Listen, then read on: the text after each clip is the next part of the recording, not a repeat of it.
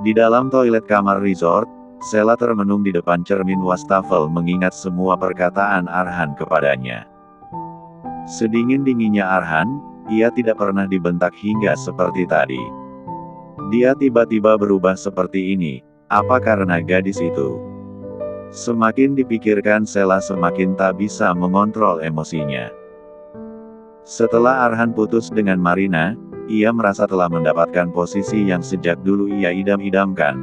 Tetapi setelah 2 tahun berlalu pun, masih saja ada wanita lain yang menyalipnya. Tidak, aku tidak bisa seperti ini. Aku harus bicara dengan Aina dan memperjelas semuanya. Ya, bisa saja aku salah paham. Mereka tidak mungkin bersama. Arhan tidak mungkin menyukai wanita yang tidak jelas asal-usulnya. Cepat-cepat Sela mencuci muka lalu keluar dari tempat itu. Sesampainya di area outdoor resort, Sela melangkah cepat mencari keberadaan Aina. Namun, hanya Kinos yang ia temukan. Ki, Aina mana? Tadi di sini, tapi tiba-tiba hilang. Sudah setengah jam dan dia belum kembali, mungkin dia ke kamarnya. Loh Kaksel bukannya sedang bersama Tuan Arhan ya? Tanya seorang wanita tetapi tidak digubris oleh Sela. Sela mengusap wajahnya dengan kasar saat firasatnya kembali berbisik jika mungkin saja Aina sedang bersama Arhan. Taksi yang membawa Aina akhirnya sampai di depan klub malam tempat Arhan berada. Terlihat di depan pintu Pak supir sudah menunggu dengan gelisah. Mas Arhan mana? Di dalam, Non. Duh makin kacau, satu ruangan berantakan semua. Hah. Kedua mata Aina membulat. Kalau begitu ayo kita masuk. Ia berlari masuk mendahului Pak supir. Sesampainya di ruangan yang dimaksud, Aina meraih handle pintu dan segera membukanya. Betapa terkejutnya ia saat melihat pecahan beling di mana-mana. Dari jarak beberapa meter ia melihat Arhan sedang duduk tertunduk di sofa. Ia melangkah mendekat dengan rasa takut yang mulai mendera.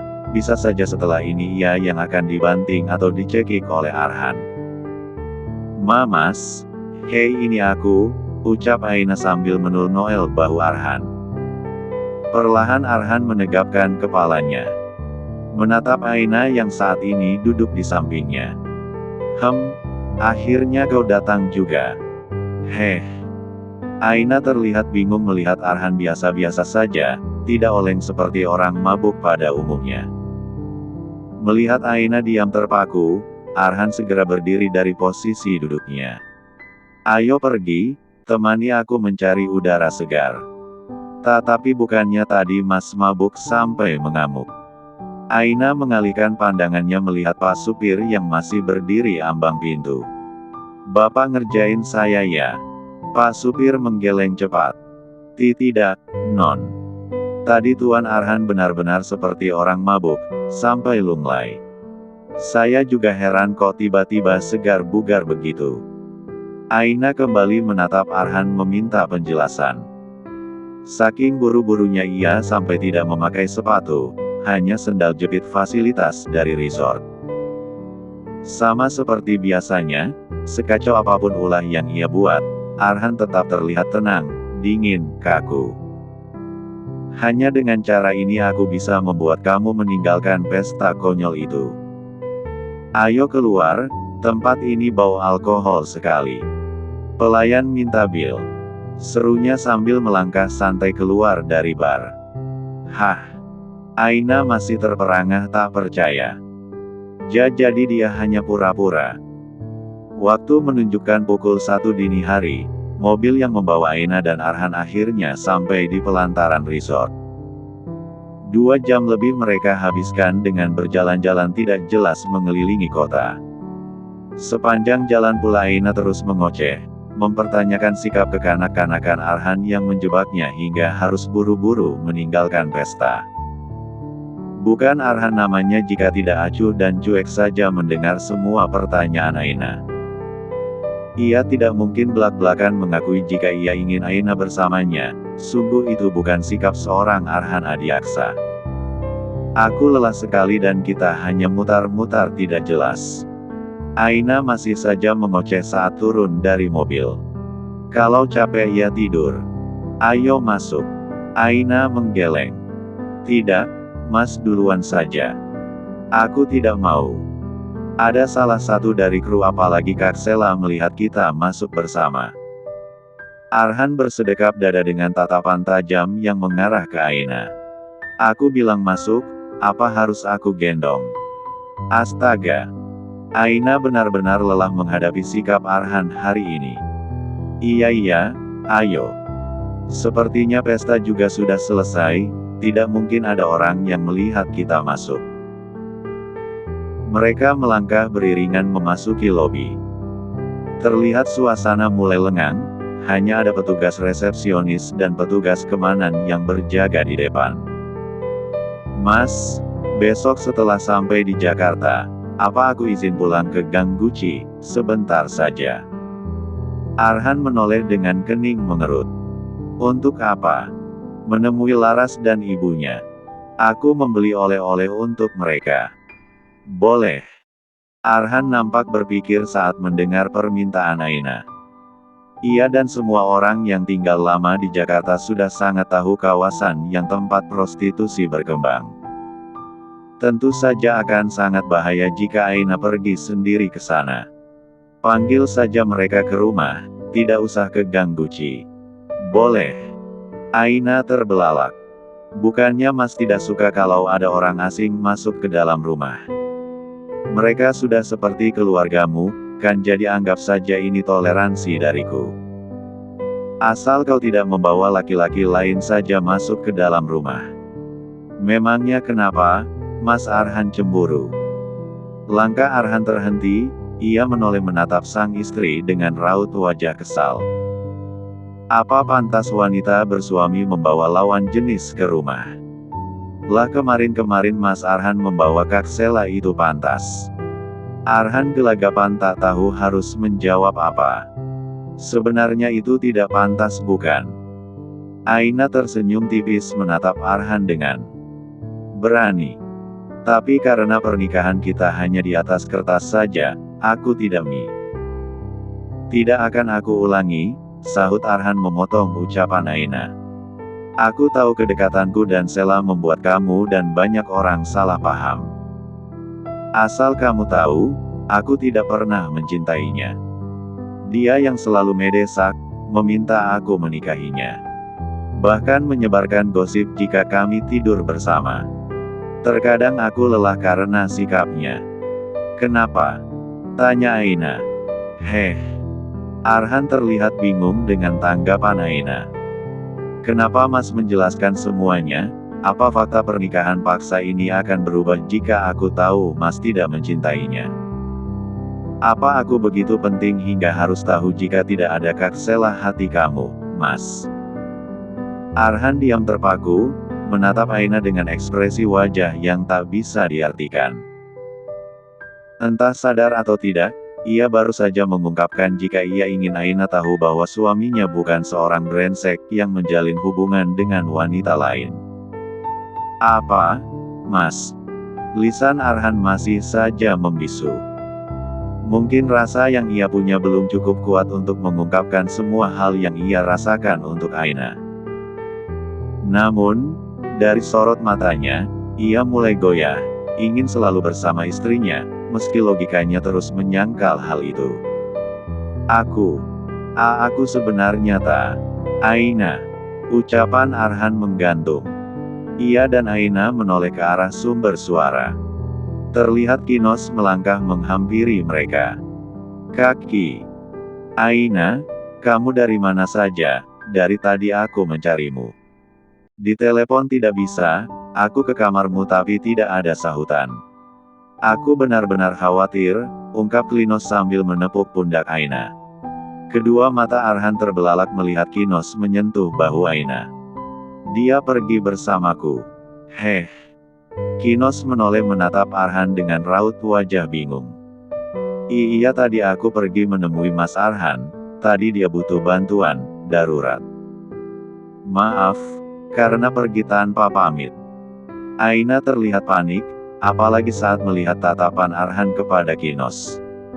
Kamu tidak perlu mencarinya, dia bukan anak kecil, ucap Arhan lagi.